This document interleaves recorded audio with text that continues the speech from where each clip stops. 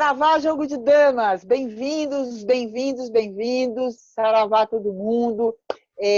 Mais um jogo de damas trazendo para vocês aqui assuntos interessantes e discussões bastante pertinentes. Estamos aqui nesse movimento de resistência, né? De resistência a tudo que pode retroceder, a tudo que pode nos levar para trás, a tudo que pode cortar direitos, a tudo que pode entristecer o povo brasileiro que já é tão sofrido. E a pauta de hoje é uma pauta interessante, que a gente vai tratar de um assunto que é muito pertinente ao Brasil, que é agroecologia. A gente tem um país riquíssimo, riquíssimo em termos agropecuários, de agricultura, de mão de obra, de tecnologia, e a agroecologia acho que é uma riqueza que a gente precisa reconhecer para valorizar. E para falar sobre isso, a gente trouxe a Salete Carolo, que ela é do assentamento Lagoa do Junco, do Rio Grande do Sul. Ela é uma líder do MST, Movimento do Sem Terra. Bem-vinda, Salete, Saravá. Salete, bem-vinda. O espaço é seu.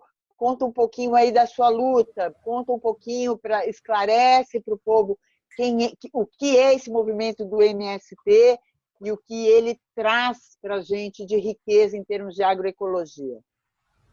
Então, um prazer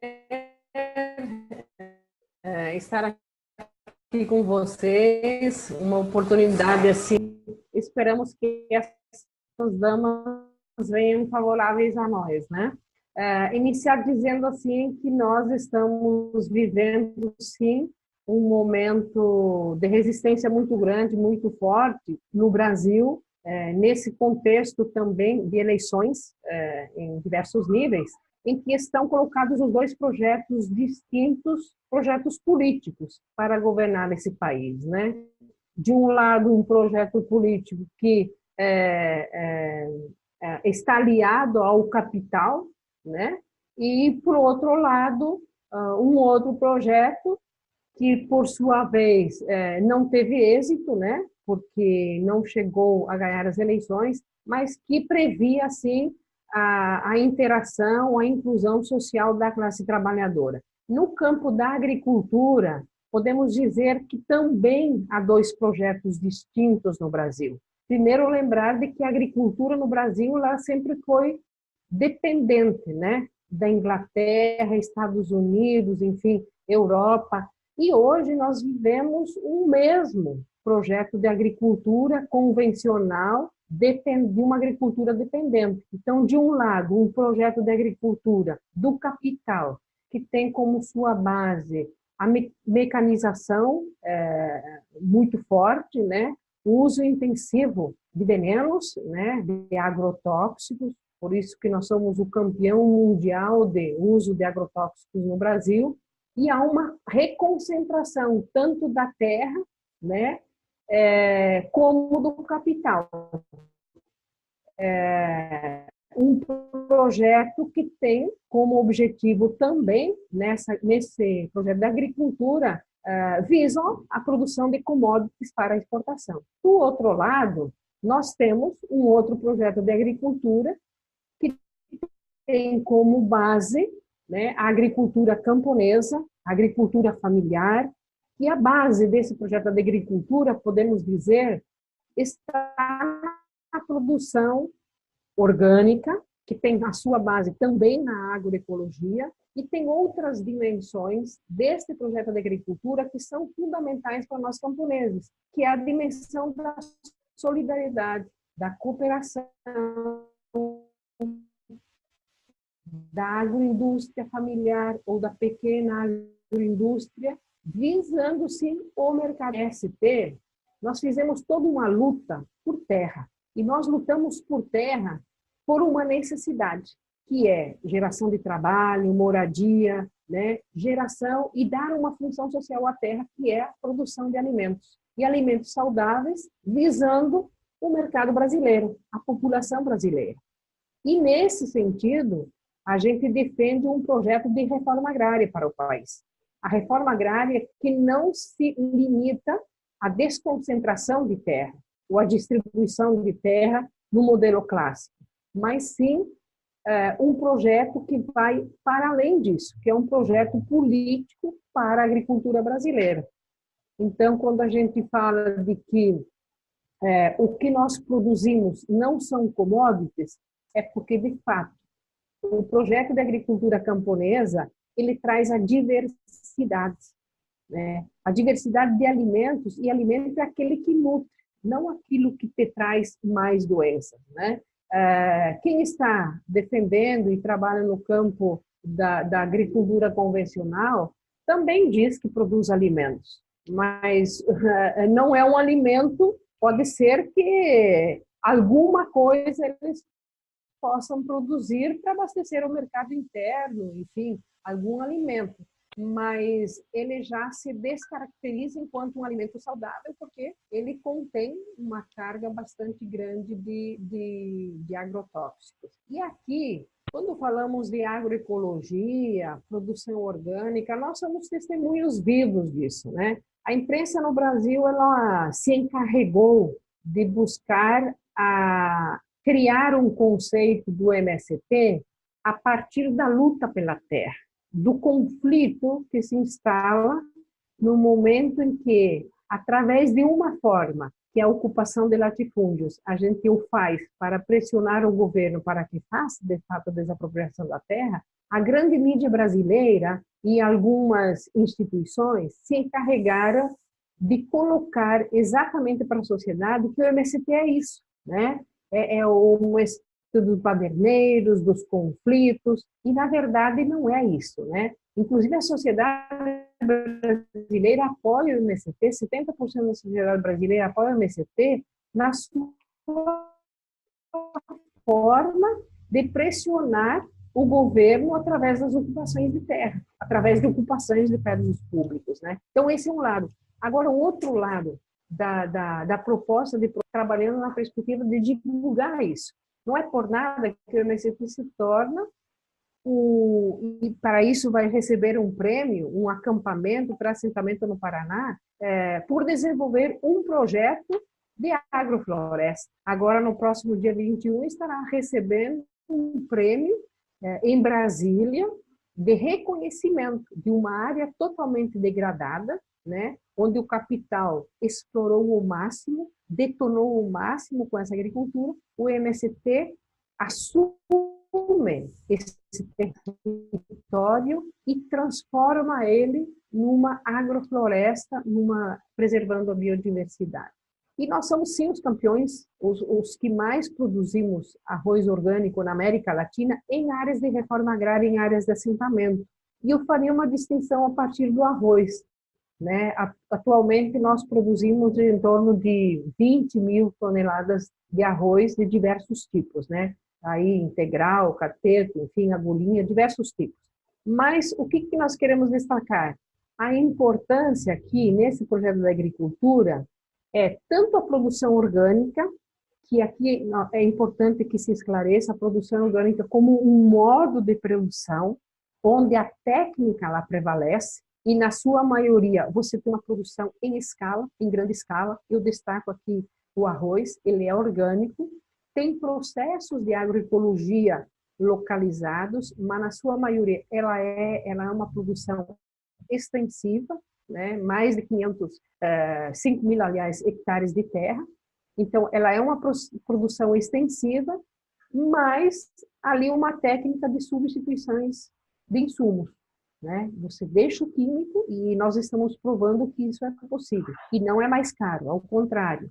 Tem uma agregação aqui nesse processo que não altera, não aumenta o custo da produção. Ao contrário, ele reduz. Ao longo do tempo, ele reduz. E a agroecologia, nesse sentido, ela vai para além da produção orgânica. A agroecologia, ela supera esse entendimento da técnica e vai agregar aqui e valorizar todo o contexto local da biodiversidade.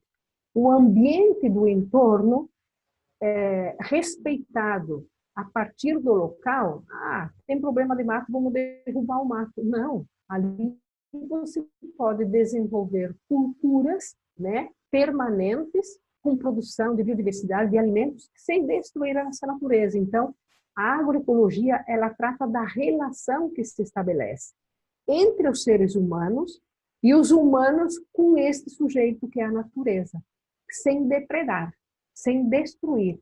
É a partir dela, é valorizar o que tem e inserir nela alguns elementos para preservando o que está. Agora, é importante também destacar que nesse projeto da agricultura camponesa, tendo a agroecologia como base da matriz tecnológica e também a produção orgânica, nós estamos, assim, desafiando o projeto da agricultura do capital, porque ele se contrapõe. Os dois projetos não têm espaço.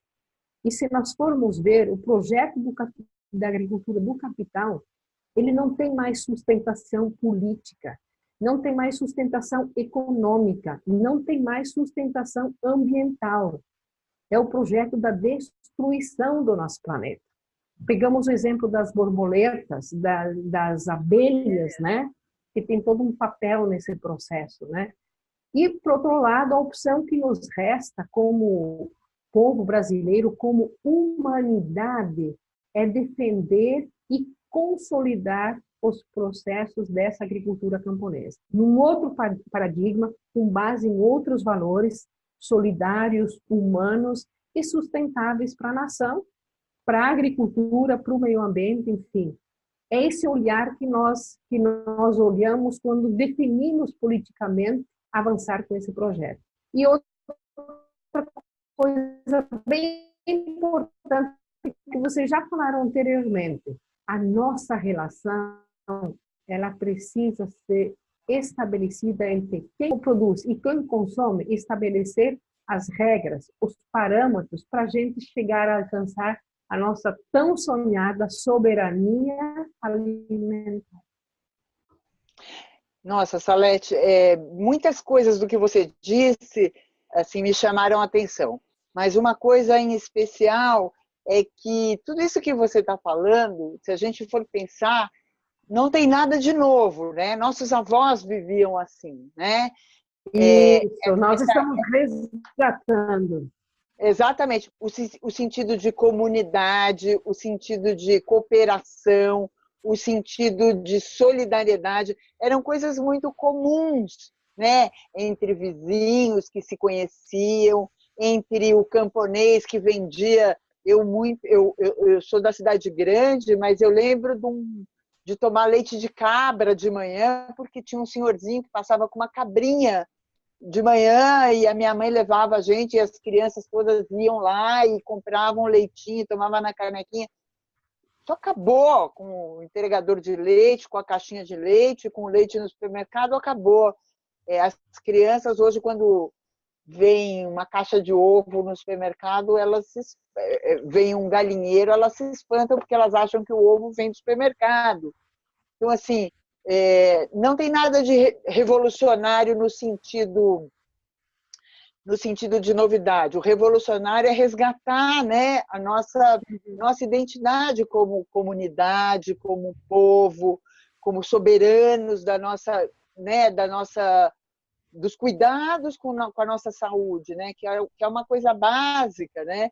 E claro que entra aí a indústria farmacêutica, né? Entra aí a indústria química, né? Que olha para nós como consumidores, né? De medicamentos, de agrotóxicos, de médicos, né? Tem também, né? Tem a indústria da doença, né? Que não é uma indústria da saúde, né? Dos convênios médicos que estão pela hora literalmente da morte, né?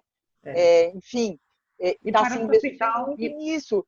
E o lindo que eu acho do movimento do MST, e que pouca gente fala, e que realmente a imprensa coloca para baixo do tapete, é esse resgate do nosso querer, da nossa escolha de comer um alimento melhor, de conhecer a pessoa que produz, e de produzir com técnicas que não precisam ser, não são atrasadas. Elas são técnicas que dão emprego. Inovadoras. Inovadoras, que cuidam da terra, porque não adianta nada, né? Uma alta tecnologia que está destruindo a terra onde vai se plantar novamente. Então, assim, a sua fala é muito bem-vinda nesse sentido. E, assim, queria que você contasse um pouco para a gente de como que é ser uma pessoa do Movimento Sem Terra. Então, o meu objetivo é desmistificar o que a grande imprensa divulga do Movimento Sem Terra, que é tão importante para nós. Então, eu sou filha de camponeses, né?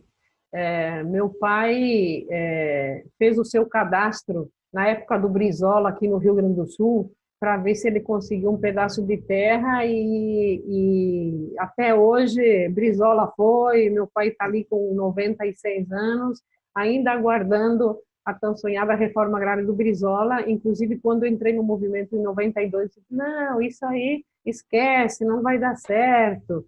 Enfim, porque eu estou esperando até hoje. Mas, enfim, a minha infância, já nasci no berço da agricultura, pequeno agricultor, e sempre desenvolvendo, tendo cuidado com a terra, isso aprendi da família, mas reaprendi e me refiz no Movimento Sem Terra. Desde 92, quando eu entrei, lutamos 4 anos embaixo de lona preta e chegamos a conquistar esse espaço que é o nosso sonho no assentamento. Hoje, quando nós éramos acampados, a gente já sonhava como seria, como é que nós iríamos viver depois de conquistar a terra.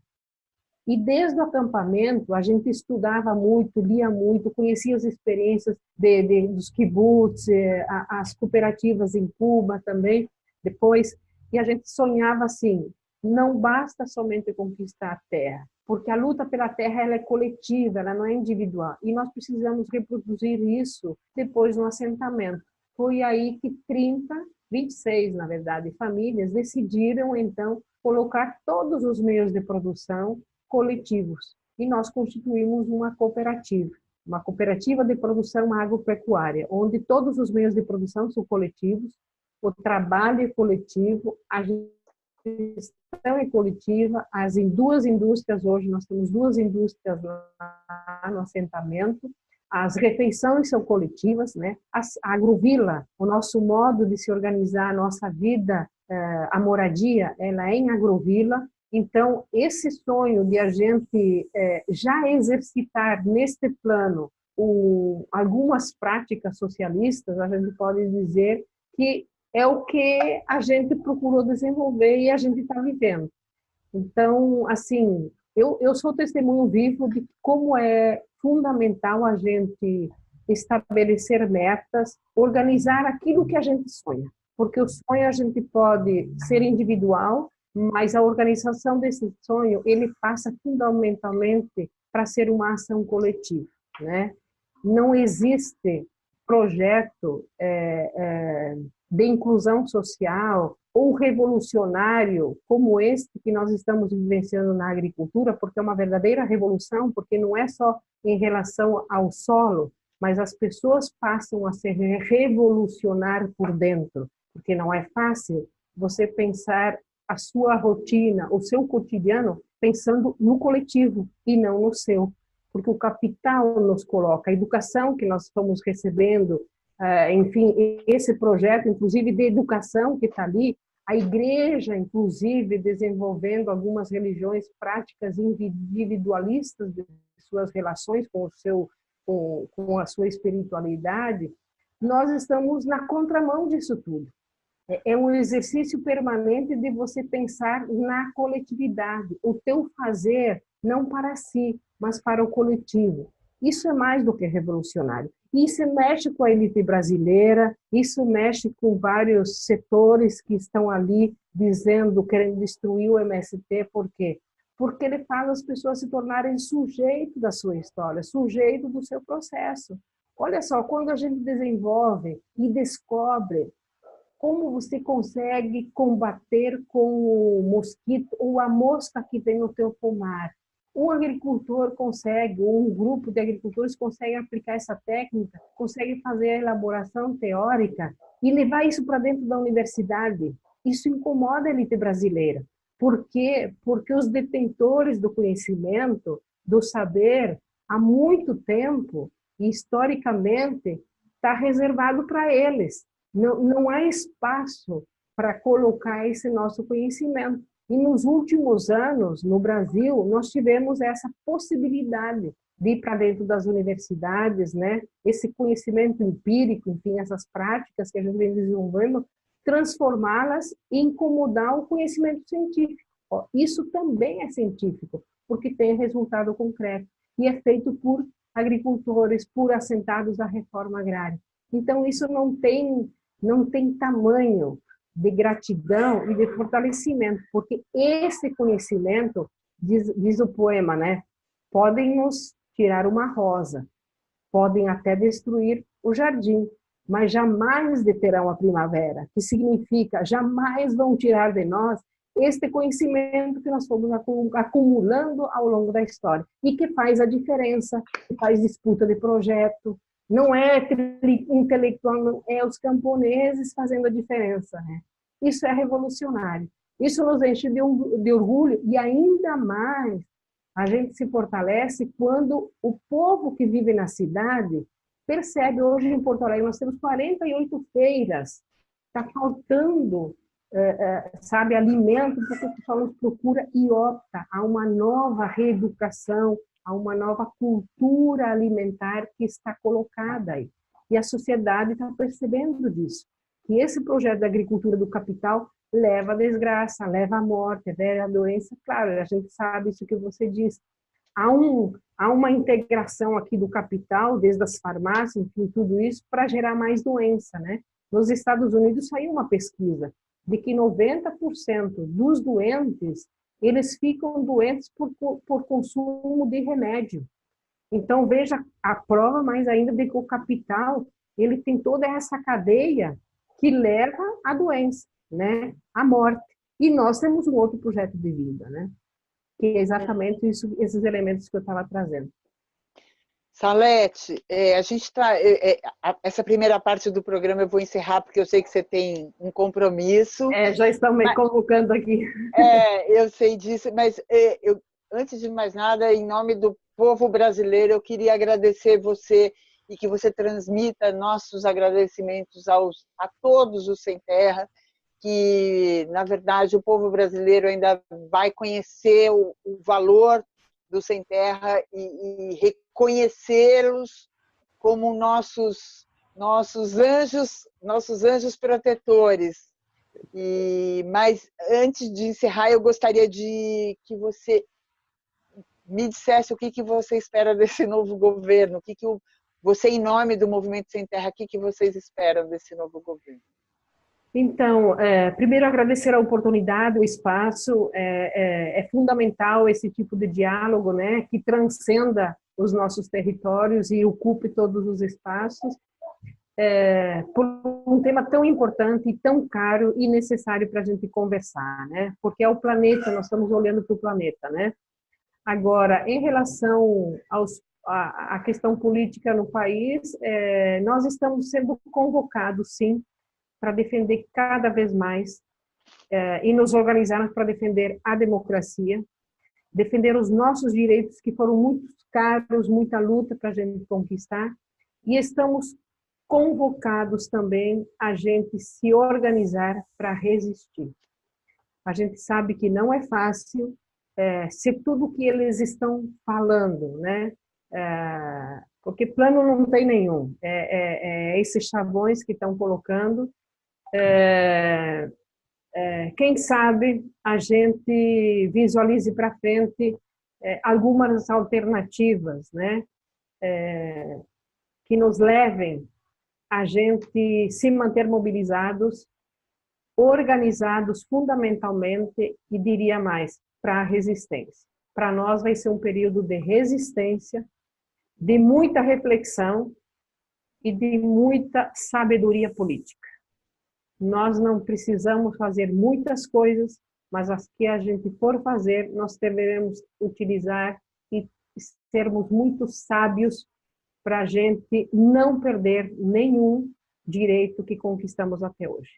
Isso para toda a classe trabalhadora, não é somente para o MST, é para toda a sociedade brasileira, inclusive para aqueles que apostaram num projeto sem ter consciência do que estavam elegendo.